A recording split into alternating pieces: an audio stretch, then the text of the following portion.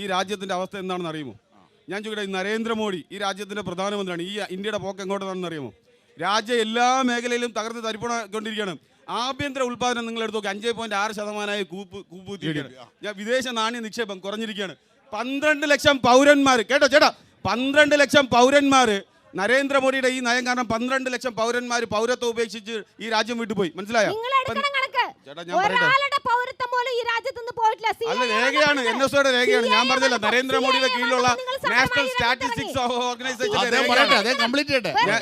ഇത് ഞാൻ പറയുന്നതല്ല, നിങ്ങളുടെ നരേന്ദ്രമോദി ഭരിക്കുന്ന നാഷണൽ സ്റ്റാറ്റിസ്റ്റിക്സ് ഓർഗനൈസേഷന്റെ രേഖയാണ് ഞാൻ പറയുന്നത്. ഒന്നും ഞാൻ കഴിഞ്ഞിട്ട് പറയുന്നില്ല. പറയട്ടെ, പട്ടിണി സൂചികയിൽ ഈ രാജ്യം പുറകിലാണ്. എല്ലാ ചർച്ചയിലും പറയുന്നത് ജനാധിപത്യ സൂചികയിൽ പുറകിലാണ്. സ്വാതന്ത്ര്യത്തിന്റെ കാര്യത്തിൽ എല്ലാ മേഖലയിലും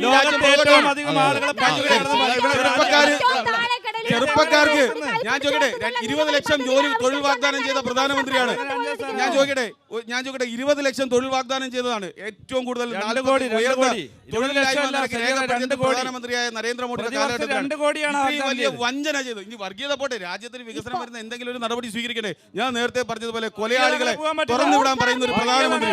ഞാൻ ചോദിക്കട്ടെ, കുത്തക മുതലാളിമാർ രാഷ്ട്രീയ പാർട്ടികൾക്ക് സംഭാവന ചെയ്യുമ്പോൾ അത് രഹസ്യമായിട്ട് വെക്കണം പറയുന്ന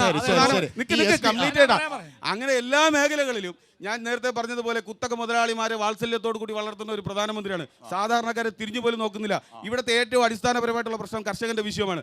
കർഷകന്റെ ഏറ്റവും വലിയ ശത്രു എന്ന് പറയുന്നത് നരേന്ദ്രമോദിയാണ്.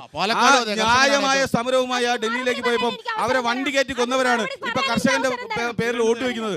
ആര് വോട്ട് കൊടുക്കും? കർഷകൻ വോട്ട് കൊടുക്കും BJPക്ക്. ഇനി രാജ്യത്തെ ഏതെങ്കിലും ഒരു പട്ടാളക്കാരെ വോട്ട് കൊടുക്കോ? നമ്മൾ പുൽവാമയിൽ കണ്ടുവന്ന തെരഞ്ഞെടുപ്പിനെ അട്ടിമറിക്കാൻ വേണ്ടി പട്ടാളക്കാരെ ജീവനെടുത്ത രാജ്യദ്രോഹികളായി മാറി ഈ നാട്ടിലെ BJP.